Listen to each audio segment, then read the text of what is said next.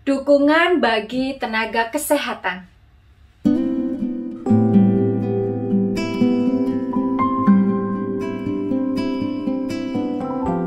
Cerita nakes berjibaku tangani pasien COVID-19, ruang isolasi mencekam hingga positif 2 kali, merupakan judul artikel yang tayang di kompas.com pada tanggal 29 Juni 2021.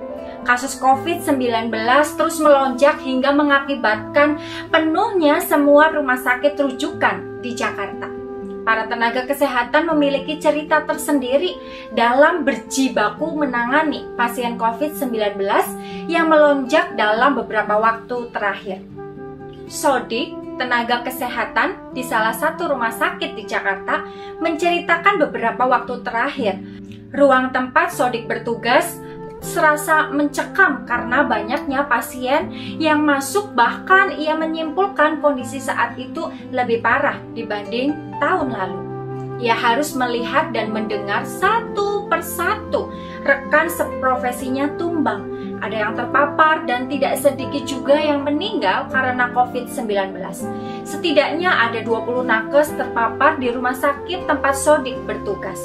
Mereka terkonfirmasi bersamaan meningkatnya kasus COVID-19 di Jakarta. Diduga para nakes yang terpapar karena kondisinya lelah fisik sepanjang menangani pasien COVID-19 yang membludak.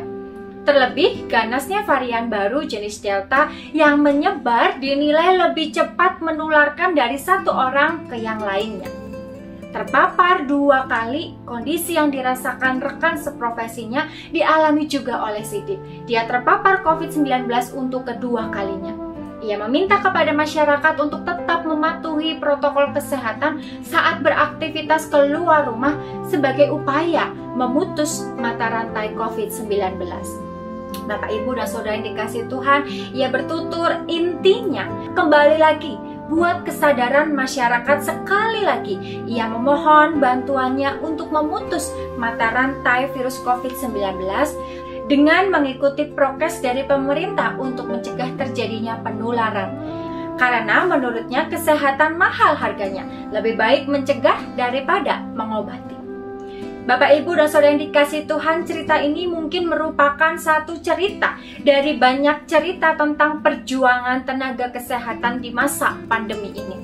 Betapa kita berharap bahwa cerita-cerita ini tidak terus kita dengar. Kita berharap bahwa situasi kembali membaik. Mari kita juga dukung perjuangan para tenaga kesehatan yang begitu berjuang dalam situasi pandemi ini. Mengingat mereka dalam doa kita tentu membuat kita bersyukur atas setiap perjuangan para tenaga medis.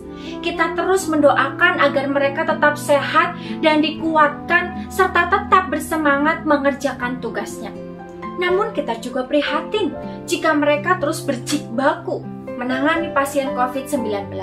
Oleh karenanya, mari lakukan bagian kita dengan terus melakukan gerakan 6M, senjata ampuh melawan penyebaran COVID-19. Menggunakan masker dengan benar, mencuci tangan dengan sabun, menjaga jarak, menghindari kerumunan, mengurangi mobilitas, dan mengikuti program vaksinasi.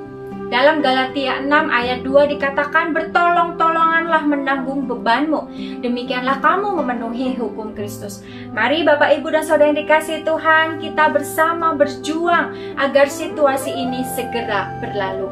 Tuhan memberkati.